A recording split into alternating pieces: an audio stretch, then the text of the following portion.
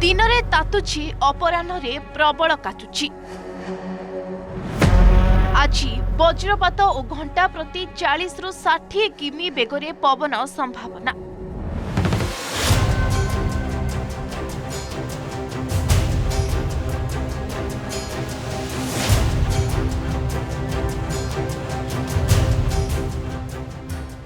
प्रतिदिन सकाळे प्रचंड रौद्रताप सह असह्य गुड़गुड़ी जनजीवन को अस्तव्यस्त करुवा बेले अपराह्न हेउ हेउ आकाश में घोटी आसुची कलाहांडिया मेघ।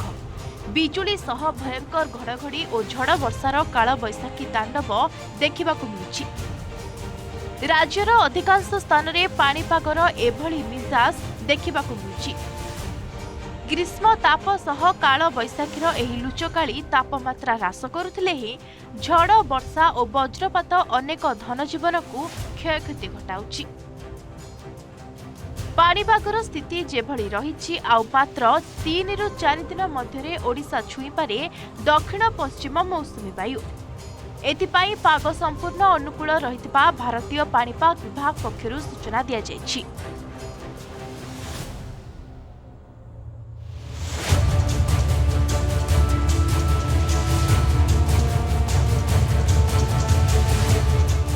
ओडिशा रे स्वाभाविक भावे मौसुमी वायु जून 10 रु 15 मध्य प्रवेश करिथाय।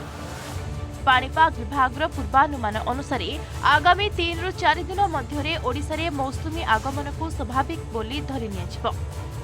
आज पाणीपाग विभाग पक्षरु ओडिशार समस्त जिल्ला रे हालुकारू मध्यम धरणर वर्षा एवं कालबैशाखी संभावना नै अलर्ट जारी करा जायछि।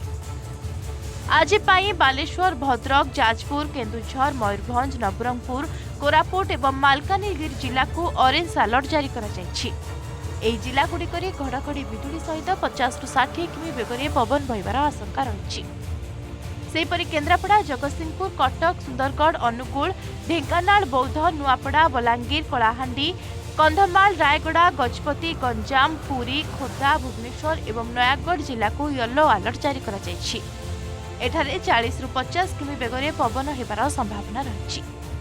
बिजुली और घड़घड़ी समय खोला स्थान में न रही निरापद स्थान में रहिबाकु परामर्श दिया जायछि। तेणु वर्षा घड़घड़ी समय सतर्क रहंतु। Bureau report, OTV digital.